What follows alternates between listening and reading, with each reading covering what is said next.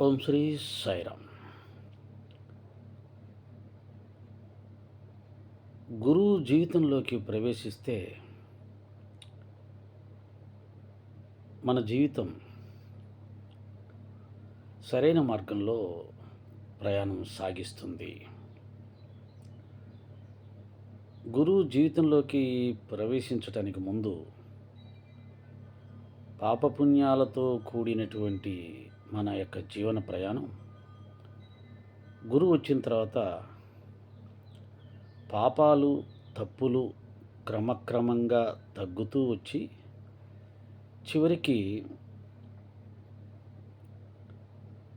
పవిత్రమైనటువంటి జీవన విధానంలోకి ప్రవేశిస్తాం. ఇది గురువు ద్వారా జరిగే ఒక గొప్ప ప్రయోజనం. గురువు ద్వారా మన పూర్వకర్మలు తొలగుతాయా తొలగవా అనే తర్వాత సంగతి. కానీ భవిష్యత్తు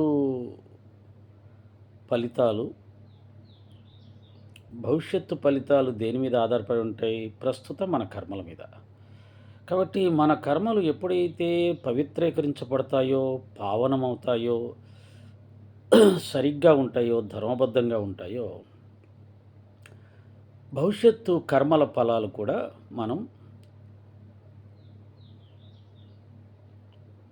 మంచి కర్మ ఫలితాలు అనుభవిస్తాం. అంటే రోగాలు ఉండవు, కష్టాలు ఉండవు, అవమానాలు ఉండవు, బాధలు ఉండవు. ఎందుకని?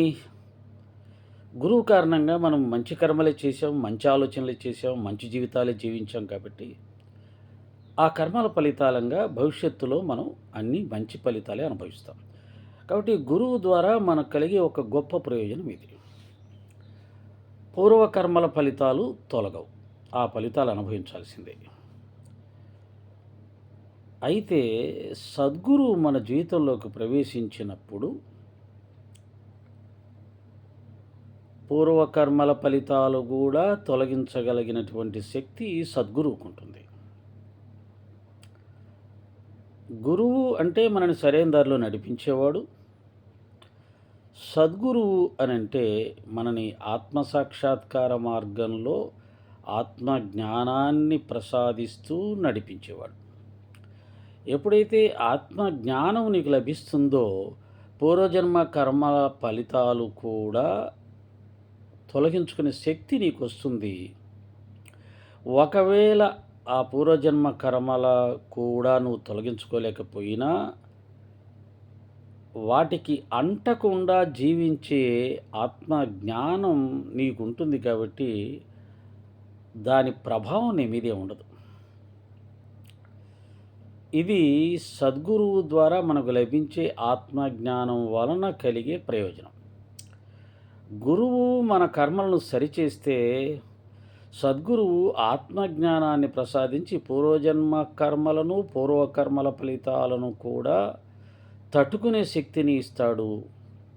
అంతేకాదు, అవసరమైతే వాటిని తొలగించుకునే శక్తిని కూడా ఇస్తాడు.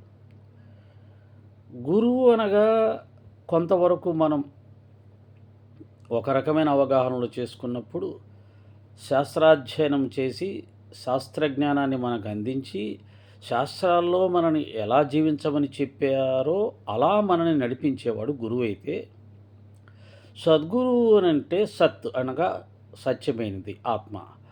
ఆ ఆత్మజ్ఞానాన్ని ప్రసాదించి ఆత్మజ్ఞానం వైపు మనం నడిపిస్తూ ఉండటం చేత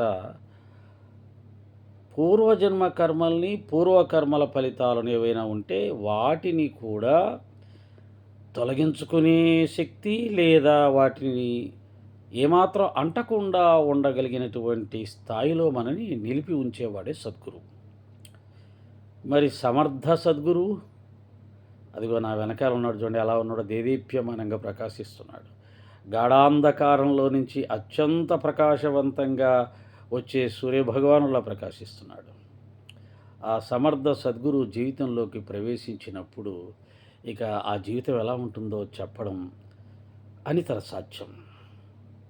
కనుక సాయి భక్తులందరూ కూడా అటువంటి ఒక గొప్ప దివ్యానంద స్థితిలో, పారవస్య స్థితిలో, తమను తాము మర్చిపోయే స్థితిలో ఉంటారు.